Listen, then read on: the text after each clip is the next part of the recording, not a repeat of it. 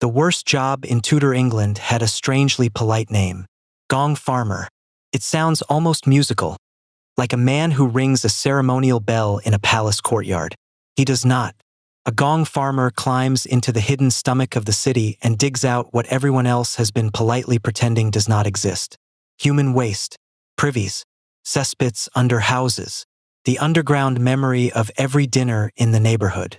By the end of this night, you will understand why this job was not just disgusting. It made a man necessary, well-paid, and almost untouchable. This is worked to death. We do not read history from a safe distance. We step inside it. And tonight, your job is to clean Tudor England from underneath. Your work begins after dark, and that is not atmosphere. That is the law.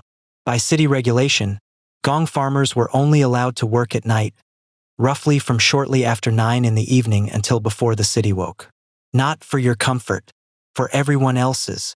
The public did not want to see you, smell you, or be reminded that civilization has plumbing problems long before it has plumbing.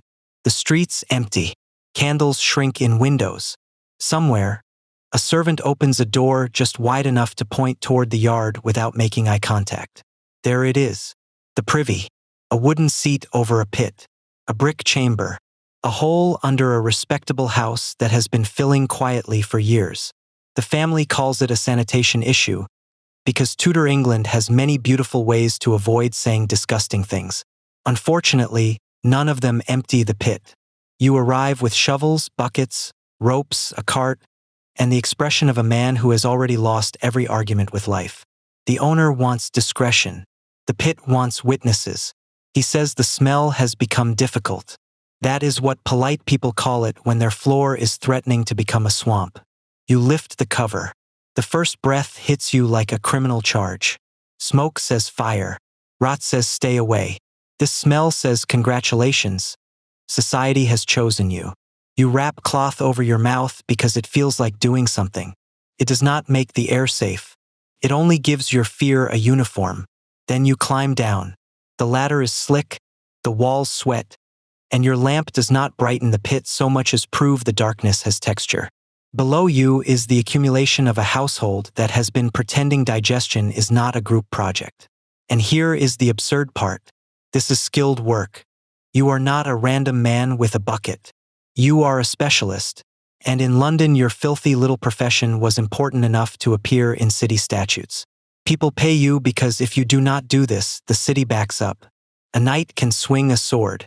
Priest can save a soul. Very impressive. But when the cesspit rises, everyone suddenly remembers the man with the shovel.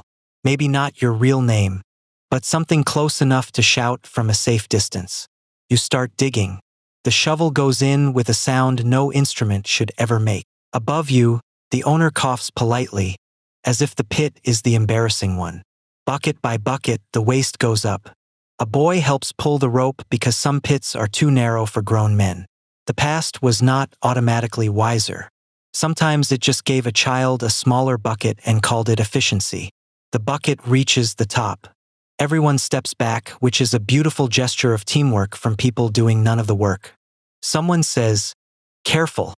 You are standing knee-deep in the collected decisions of an entire household." Careful left the building years ago. But you keep working because the pay is good, and the pay is the part nobody expects. A gong farmer could earn surprisingly good money for the period.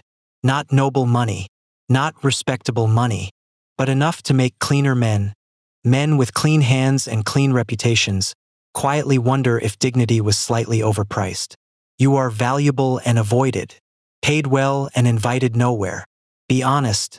How much money would it take for you to climb down that ladder for one night? No heroic answers. Everyone is brave until the ladder is wet. By midnight, your arms ache, your back burns, and your boots have accepted a new identity they will never truly return from. Then the pit makes a sound. Not a splash, not a drip, a breath. A slow bubble breaks near your foot. Suddenly, nothing is funny. The danger is not only the smell. Bad air can overcome a man in a confined cesspit. The city is not just filthy. It is chemical. You tell yourself not to breathe too deeply, which is excellent advice if you are a statue. Your lamp flickers. For one terrible second, you imagine being found in the morning, part of the problem you were hired to remove. And yes, men really did die this way. So you work faster. Then something drops from above. Not a rope, not a tool, a chamber pot. It lands close enough that, for 1 second, you forget language. Above you, a servant freezes at the window. Nobody moves.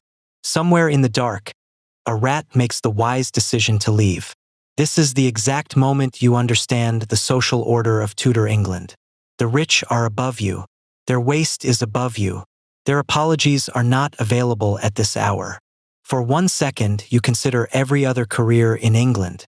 Soldier, hangman, corpse collector, anything with less vertical disrespect. But you cannot stop. The cart is waiting. When the barrels are full, you haul them through the alley. The wheels groan. Street dogs take interest. Never a good sign. The night soil cannot simply be dumped anywhere you please. It has to be carried outside the town boundary, to fields where farmers actually wanted it. Because your disgusting cargo tonight is tomorrow's fertilizer. The same waste that emptied a rich man's house quietly feeds the crops on his own table. Nobody at dinner makes that connection out loud. Dump it in the wrong place, and the punishment can be harsh, a fine large enough to erase a week of hard-earned pay. The same society that produces the waste becomes deeply moral about how you carry it away. By 3 in the morning, you reach the edge of town. The cart is lighter, the fields will be fed, and the city will wake up pretending it was always clean. And you will go back, because one house is never one house. Every street has another pit. Every fine room has a hidden underside. Every polite dinner ends somewhere. And sooner or later, that somewhere is you. Before dawn, you pass a tavern. Men inside are laughing. One sees you through the window and covers his nose without breaking his conversation. That is when you understand the real shape of the job. They need you beneath them. They just do not want to admit you are the one holding the floor up. You reach home as the sky turns gray. You stop outside your own door. For a moment, you wonder if smell can become a person. Not something on your clothes. Not something on your skin. You can wash. You can scrape your boots. You can burn herbs until the room smells like a nervous forest. People will still know. Your wife opens the door and pauses. Not because she does not love you, because love also has a nose. Very romantic. Very Tudor. Only near the end of the night do you understand what this job really was. Not filth. Not labor. Not even humiliation. Separation. The Gong farmer carried away what everyone produced, feared, and denied.